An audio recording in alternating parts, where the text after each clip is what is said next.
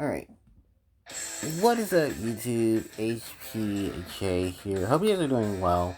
I mean, it's time for a Yu-Gi-Oh! Video, right? Right. And this one is dedicated to my favorite duelist of all time, Miss Kujaku Mai. Or as she known here in the TCG, Mai Valentine. I'm not going to give you a big history lesson on Miss Valentine. I'll leave that for the Yu-Gi Wiki. I'm here to talk about everything attached to Miss Valentine because she is a dominant female duelist in the Yu-Gi-Oh franchise. She's probably one of the most iconic female duelists in the Yu-Gi-Oh franchise. She's not a pick-me like Taya. She's not, unfortunately, a one-note pony like a Shisu. And she definitely made more appearances than Rebecca Hawkins did in the series. Miss Valentine's birthday is November 20th, and according to the wiki, she is 24 years old. There's a lot of history with Mai Valentine that definitely goes into how she is portrayed in the Yu-Gi-Oh! Anime and manga. Because Miss Valentine has been through a lot of stuff, and I commend her definitely for pushing through despite all the odds of things going on. So, what is exactly I'm talking about? Well, Mai's history starts off like this. In the Yu-Gi-Oh! Anime and manga, they talk about her being an orphan. Unfortunately, the English version, the dub in the 4 kids version, not even just dub, the 4 kids version of Yu-Gi-Oh! Cuts that out completely because, sad, depressing, all of that, and more of a thing that they don't want boys and girls to learn about till they're older and more understanding. So Mai, in terms of what they talked about her in the anime, in terms of the international release.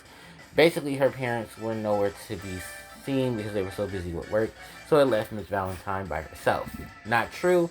In the OCG version, they basically said she's an orphan. She just had a lot of inheritance after her parents died, so it was able for her to have something stable. We don't get really to see much of that. We do see an older Mai when she's basically before Battle City. I mean, no, Battle City. Duelist Kingdom. She's a car dealer on a luxury cruise ship, and she's teaching, she's, a car dealer. Funny enough, she runs into John Claude Magnum, a guy you see for one episode in the Yu-Gi-Oh franchise, and funny enough, makes an appearance well enough in some of the video games. Magnum basically is a superstar that she ran into on one of the luxury cruises she was on as she was the car dealer there. Mai battles him, beats him, tells him, hey, come duel me again when you're a lot stronger, and if you beat me, I'll marry you. So he takes her up on the offer, challenges her to a duel in Battle City, and she scratch slashes him up gourmet with her Harpie lady sister. Ultimately ending the battle, not before he tries some desperate attempt to get her. She falls and he lands in Joey's arms. Or more so lands on Joey. Either way, her interaction with Joey was basically a sign to John Claude that he was a he was a better Joey was a better duelist than him and even a better man than he'd ever be. Which is hilarious because if you guys know at that point, Joey I believe is either 15 or 16 and she's about 24. No, she should be about 24, 25. Either way, we need to stop trying to sexualize the relationship between Joey and Mai, considering the fact that we know he's still a minor and she's an adult. A young adult, but still an adult. And we need to stop trying to fraternize these two together, even though they're fictional characters. No, we need to stop doing that too. It's wrong either way. So, from there, we've seen a lot of duels where Mai is involved in. Her duels at Duelist Kingdom, her duels in Battle City, when she was with Darts during the Doma arc. And then we see a glimpse of her duel with Vivian on the Great Wall of China as they take on the Paradox Brothers. It's not confirmed or denied who won that duel. It is just said that her and Vivian teamed up for a tag duel to take on Paradox. A glimpse of the Yu-Gi-Oh franchise that was cut out of the American version as they were basically wrapping up the Yu-Gi-Oh! Um, let's say the Yu-Gi-Oh! Manga, the Yu-Gi-Oh! Anime for Duel Monsters, because every season after Duel Monsters, I think with the exception of Arc V, 4Kids was like, yeah, we gotta cut it here because it's getting a little too dark. I think there was some modifications to Arc V, but Arc V did end up finishing out. And I can't speak for Brains because I've never watched Brains completely. Um, so I never got the chance to see that. And I didn't watch all of Yu-Gi-Oh! Rush Duel or its sister series Yu-Gi-Oh! Rush Duel or Yu-Gi-Oh! Go Rush, which is the extended season from that. Yeah, I never got to watch either of those, any of those. I did get to watch a little bit of it, but not really much. Then let's just talk about the elephant in the room. Is Mai Valentine a really good duelist, or is it all smokes and mirrors? No, she's a really good duelist once she gets rid of the smokes and mirrors, or rather, the covering her cards in different perfumes and smelling them and faking psychic abilities. Because when she took away her psychic abilities, she took away all the gimmicks attached to her. She gave Yu-Gi-Oh! A run for his money. You know, summoning out her Harpie lady, playing with the mirror wall effect, Shadow of Ising his monsters so that they had to battle him, using Harpie's Pet Dragon to blow away even some of his most iconic and fearsome monsters. Even more so, I think it was funny when Catapult Turtle took Harpie's Pet Dragon, thanks to brain control, launched it at the mirror wall and shattered it like crazy. And they're like, oh man, that is a strategic move, I ain't gonna lie. But the lineup of things is just this. Because she's a female protagonist, a female duelist, a female character in a shonen anime at that. Mai's win to lose ratio is definitely more loses than wins, and a lot of her wins are off screen. Then on top of that, she has probably the best achievements out of any of the female duelists in her series. The only one that actually beats her out is Rebecca Hawkins. I can't really say much for Vivian because we don't know much about Vivian to really say how well she was. We just know that Kaiba invited her to the tournament where she, just unveiled that she has this huge crush, funny enough, on Yugi. I'm talking about Vivian, by the way. So we really don't know too much outside of her duel with Yugi, her duel with Rebecca, and that she has a ninja-based deck as well. This is the second time we've seen a ninja-based deck in the Yu-Gi-Oh! Duel Monsters series. Because the first one was Jean-Claude Magnum when he used a ninja deck dueling his duel with Mai. From there, at that point, Doma Arc gave us Doma Arc. Doma was after Battle City and before the World Championship filler arc that was created. Because, of course, tournament arcs. Shonens have to have them for some dumb reason. Especially the ones with magical powers and giant dragons. So, Mai's whole reason why she joined Darks was because Joey and Yugi never picked up the phone. And I remember saying this closely in a comment section of someone talking about it. I said, Mai wouldn't be the way she is if Joey would have just told her the truth. Then it would have made things complicated for her to say, you know what, I won't duel Merrick, but I can't let him necessarily get the win. Obviously, yes, she did lose the duel, and the bogus is going on the field, but it did happen.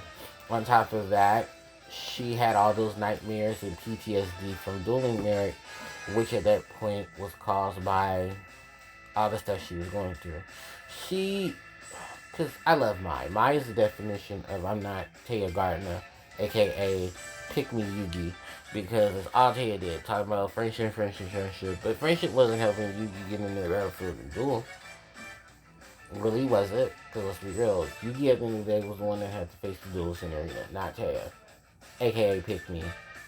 And she was such a Pick Me because even the time when she actually dueled, what did Taya really do?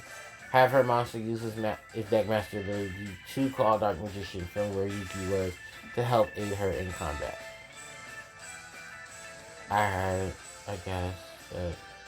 Sure, whatever. And then looking at it now, it's like her only real major wins were against all the, sorry Joey, but all the dummies. She has a win against she has several wins against Joey. She has her win against the Big Five. And then she has a win against Mai, but technically Mai forfeited the match and didn't give her the chance to. Here's what it is.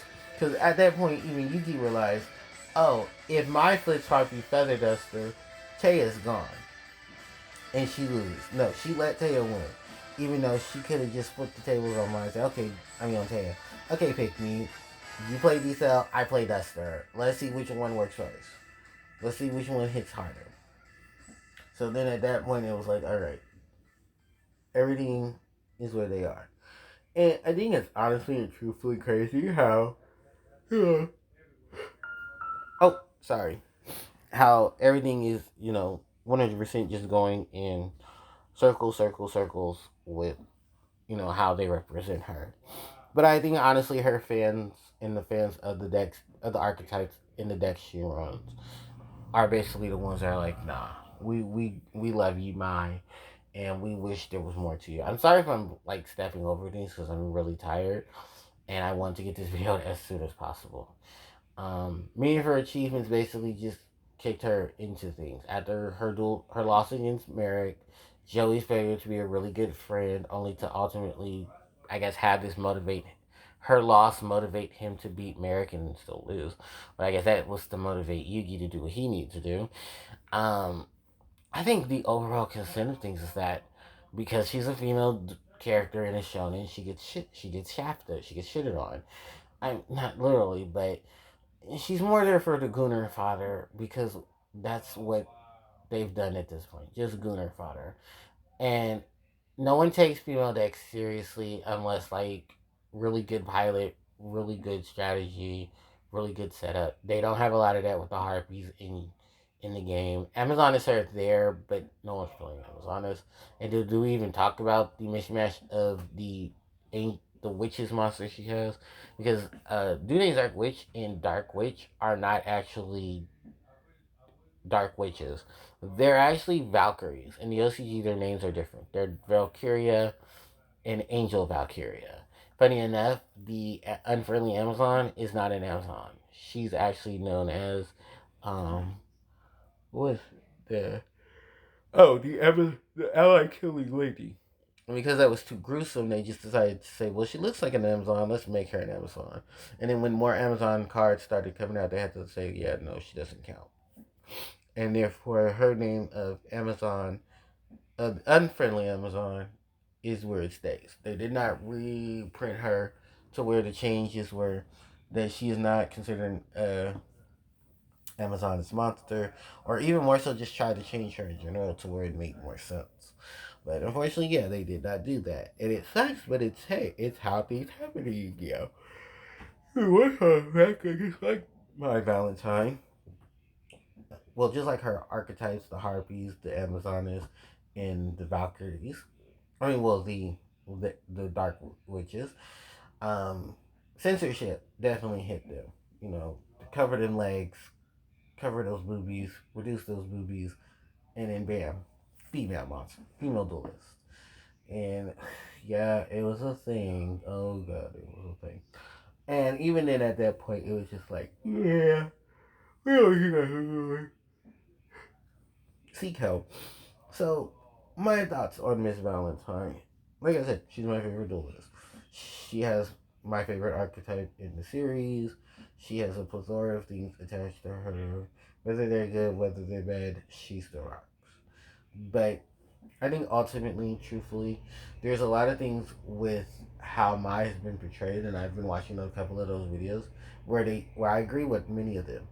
They could have did so much more with Mai and made her part of the big three, or even just like the circumvent of a big three, and instead just pushed her to the side as a side character. Despite the fact most of the promotions done by Kazuka Takahashi, the creator of Yu-Gi-Oh, he made multiple things for Mai Valentine in her Harpies. There's pictures of Mai with the Harpies just floating around her. There's a picture of her with the Harpies in the front. She's in the background. There was payment for everything attached to the Harpies. Well, just to Yu-Gi-Oh with these people monsters is crazy. But unfortunately, she was not a pick me like Taya, who basically was just. I hate Taya Gardner so much.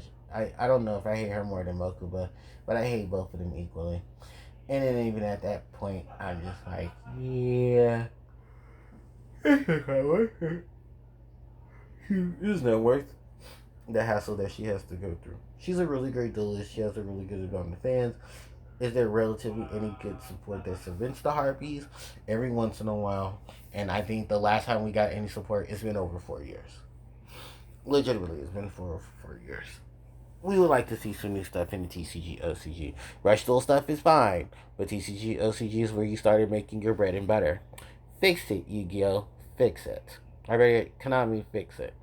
Anyway, I think it's actually safe to say that I adore Miss Valentine. Her style, her grace, the VAs that voiced her did an amazing job, and she's still to this day my favorite duelist of all time.